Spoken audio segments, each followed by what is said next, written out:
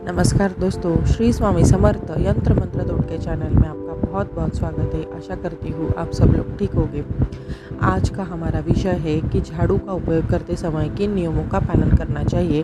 जो नियम हमें वास्तुशास्त्र में बताए गए हैं उन नियमों के बारे में आज मैं आपके साथ बातचीत करने वाली हूँ और इसी के साथ एक बहुत ही प्रभावशाली ऐसा उपाय बताने वाली हूँ जो झाड़ू से ही संबंधित है और उस उपाय को करने से आपको माता लक्ष्मी का आशीर्वाद मिलेगा और बहुत ही दुगनी तिगनी गुणों से मिलेगा।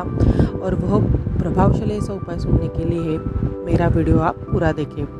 तो दोस्तों, जो नियम हैं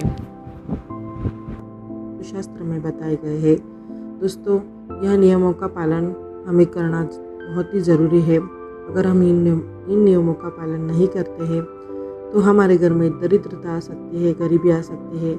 लेकिन जो वास्तुशास्त्र में झाड़ू के संबंधित जो भी नियम दिए हैं उसका अगर हम पालन करते हैं तो आपके घर में माता लक्ष्मी का आशीर्वाद रहता है और आपकी वृद्धि होती है।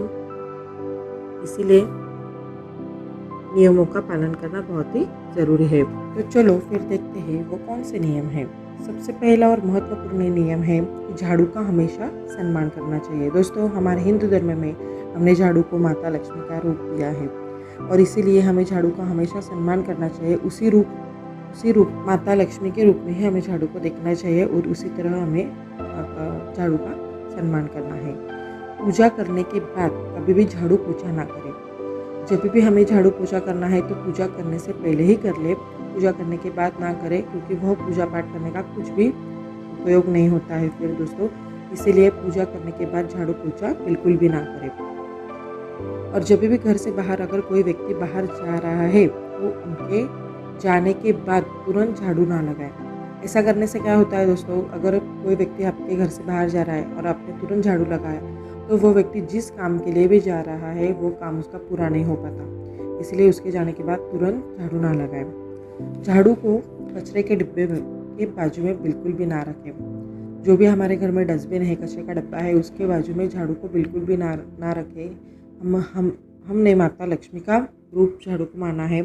कचरे के डिब्बे के बाजू में बिल्कुल भी झाड़ू ना रखें। झाड़ू को एक अलग सी जगह होनी चाहिए और वह जगह बिल्कुल साफ़ सुथरी होनी चाहिए। और जब भी हम झाड़ू लगाते हैं तो झाड़ू लगाने के बाद वह झाड़ू को साफ़ करना चाहिए और एक साफ़ सुथरी जगह पर रखना चाहिए। बहुत ही महत्वपूर्ण है, हमें पूरे सम्मान के साथ झाड़ू रखना चाहिए। अगर हमारे घर में कोई झाड़ू पुराना है या टूटा फूटा है तो वो जल्दी से जल्दी बाहर निकाल देना चाहिए। अगर हम ऐसा झाड़ू घर में रखते हैं तो हमें माता लक्ष्मी का वास कम होते हुए दिखाई देता है, दरिद्रता आ सकती है दोस्तों। इसीलिए पुराना झाड़ू जल्दी से जल्दी बाहर निकाल देना चाहिए। झाड़ू को हमेशा छुपा कर रखना है दोस्तों। झाड़ू की जगह घर में ऐसी जगह होनी चाहिए कि जब भी बाहर की व्यक्ति अगर घर में आए तो उसकी पहली नज़र हमारे झाड़ू के ऊपर नहीं पड़नी चाहिए। इसीलिए झाड़ू को हमेशा साफ़ सुथरी जगह पे और ऐसी जगह पे रखना है कि झाड़ू किसी के नज़र में ना आए, बाहर के व्यक्ति के। ठीक है। सबसे महत्वपूर्ण बात कि झाड़ू लगाते समय कभी भी गलती से भी पैर ना रखें झाड़ू पे। अगर ऐसा होता है तो यह माता लक्ष्मी का अपमान है।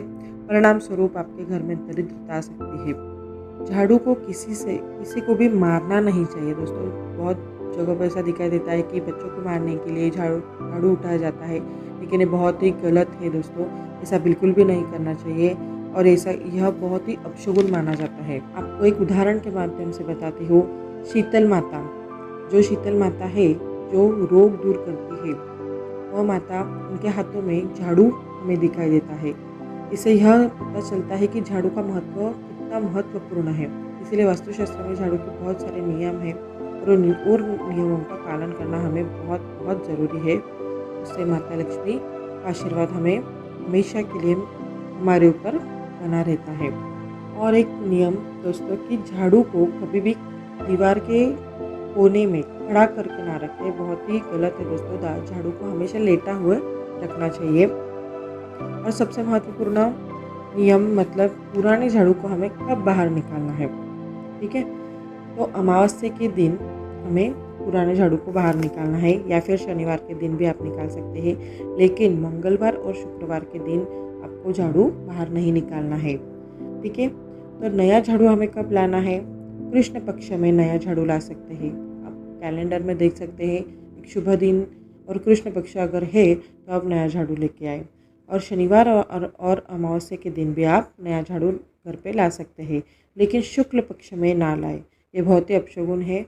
इसीलिए शुक्ल पक्ष में कभी भी नया झाड़ू नहीं लाना चाहिए।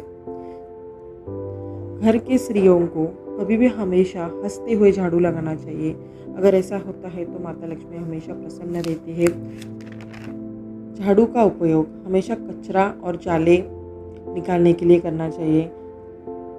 कोई भी जूठा खाना और गंदी चीज़ें निकालने के लिए झाड़ू का बिल्कुल भी उपयोग ना करें दोस्तों। जब भी हम खाना खाते हैं तो कुछ अन्न के कण हमारे ज़मीन पे गिरते हैं, तो वो निकालने के लिए झाड़ू का बिल्कुल भी उपयोग ना करें। वो एक गीले कपड़े से वो साफ़ कर ले। लेकिन झाड़ू का उपयोग सिर्फ हमें कचरा निकालने के लिए और घर में जो भी जाले लगते हैं वो निकालने के लिए करें, वो शुभ है। लेकिन कोई अन्न का, अगर हम गिरे हुए अन्न या जूठे अन्न का झाड़ू के साथ साफ सफाई करते हैं तो वो अन्न का भी अपमान है, झाड़ू का भी अपमान है। और इससे क्या होता है, तो घर में धन धान्य का कमतरता आ सकती है और माता लक्ष्मी का भी अपमान हो सकता है। यह बहुत ही महत्वपूर्ण ऐसे उपाय है दोस्तों, ये बच्चों को भी सिखानी चाहिए। इससे हमेशा के लिए हमारे घर में माता लक्ष्मी का आशीर्वाद रहेगा। माता लक्ष्मी के आशीर्वाद से हमारा घर धन धान्य और पैसों से भरा रहेगा, धन धान्य से भरा रहेगा। और इसी के आधार पर एक बहुत ही प्रभावशाली ऐसा उपाय झाड़ू के ऊपर मैं आज बताने वाली हूँ। बहुत ही प्रभावशाली ऐसा उपाय है दोस्तों, ध्यानपूर्वक सुने। अगर आपको माता लक्ष्मी को बहुत प्रसन्न करना है तो आपको झाड़ू का दान करना है।